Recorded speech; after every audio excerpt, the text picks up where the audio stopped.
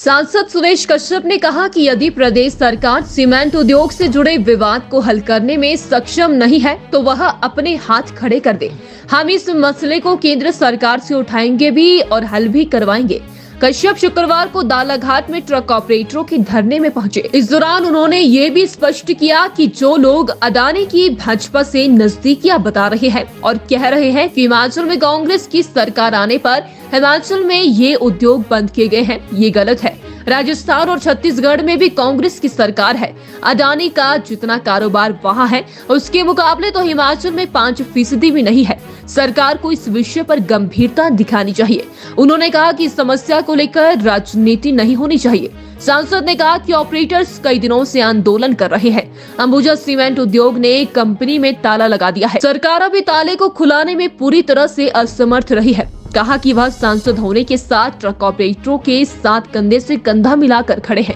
उन्होंने कहा कि प्रदेश सरकार इस तालाबंदी को खुलवाने को लेकर पूरी तरह से विफल हुई है। उन्होंने मुख्यमंत्री से आग्रह किया कि स्वयं इस मसले में हस्तक्षेप कर जल्द से जल्द सुलझाए। इससे पहले दालाघाट में ट्रक ऑपरेटरों ने रोष रैली निकालते हुए अडानी समूह के खिलाफ जोरदार प्रदर्शन किया।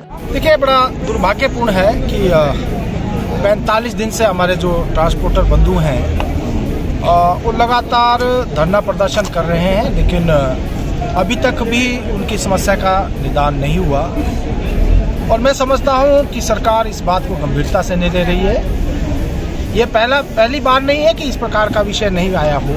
इससे पहले भी 2010 में इसी प्रकार से जो है ट्रांसपोर्टरों को आंदोलन करना पड़ा था, लेकिन तत्कालीन सरकार उस समय के मुख्यमंत्री श्री प्रेम कुमार धूमल जी और उस समय गोविंद राम शर्मा जी हमारे यहाँ के विधायक थे, उन्होंने इस समस्या का जो है उस समय भी हल करवाया। और ये भी बड़ा सोच का विषय है कि अभी मात्र कुछ ही महीनों का 6 महीने का समय है। इससे पहले क्योंकि ये जो प्लांट था हॉलसिम के पास था, अभी अडानी ग्रुप के पास आया है। और अचानक से 14 तारीख को, क्योंकि सरकार 8 तारीख को रिजल्ट आते हैं, 11 तारीख को मुख्यमंत्री शपथ ग्रहण करते हैं और 14 तारीख को अचानक से जो है इस प्लांट को जो है बंद करने का निर्देश आता है।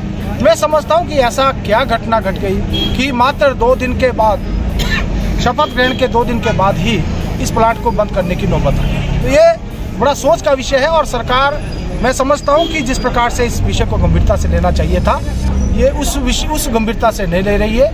रेट को लेकर जो नोटिफिकेशन उनको करनी चाहिए थी अभी तक नहीं हुई है। और जिस प्रकार से हमारे बहुत सारे जो ट्रांसपोर्टर्स हैं जिन्होंने यहाँ जो है गाड़ियाँ लोन के ऊपर ली हुई हैं, उनको किस्तें देने की समस्या है। बहुत सारे हमारे प्रवासी जो यहाँ से थे, यहाँ पर रह रहे थे, काम कर रहे थे, छोटे कारोबारी थे, होटल व्यवसायी थे, सब लोगों को अपना कारोबार बंद करके जो है यहाँ से जा रहे हैं, जो कि एक दुर्भाग्यपूर्ण स्थिति है। और मैं समझता हूँ सरकार को गंभीरता से इस विषय को लेना चाहिए।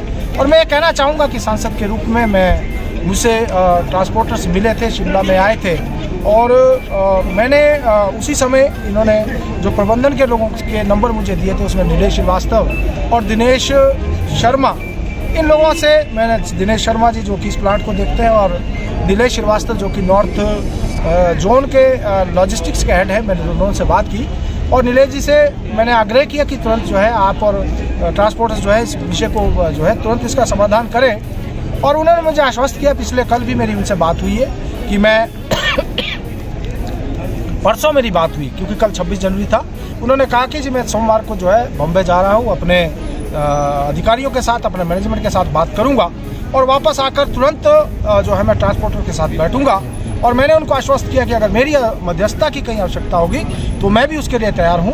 और फिर भी अगर इसका समाधान नहीं होता तो मैं सांसद के रूप में केंद्र सरकार के समक्ष भी इस बात को रखूंगा, ताकि जल्दी से जल्दी हमारे जो है ट्रांसपोर्टर भाइयों की जो समस्या है, उनके जो रेट का जो समस्या है, उनको उचित रेट मिले और इनकी जो हड़ताल भी है तुरंत समाप्त हो, ताकि सुचारू रूप से जो है ट्रांसपोर्टर्स की गाड़ियां भी चल सके और जो समस्या यहाँ पर खड़ी हुई है वो समस्या भी समाप्त हो सके।